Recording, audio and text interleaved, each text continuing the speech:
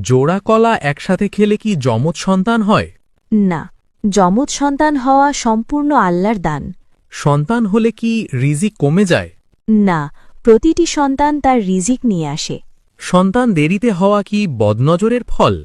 সন্তান দেরিতে হওয়া আল্লাহর পরীক্ষা ও হিকমতের অংশ হতে পারে। সন্তান হওয়ার আগে কি কোনো মানত করলে সন্তান নিশ্চিত হয়? না, মানত নয়, আল্লাহর রহমতে সন্তান হয়। ইসলামে ছেলেদের হাতে পায়ে মেহেদি লাগানোর বিধান কি? হারাম। ছেলেদের সোনার অলংকার পরার বিধান কি? হারাম। ছেলেদের হাফ প্যান্ট পরার বিধান কি? হারাম। ছেলেদের নাক কান ফোড়ানো কি? হারাম। ছেলেদের টাকনুর নিচে কাপড় পরার বিধান কি? হারাম। শুক্রবার দিনটিকে সর্বপ্রথম জুম্মা হিসেবে নির্বাচিত করেন কে? হজরত সাদ ইবনে জারারাহ।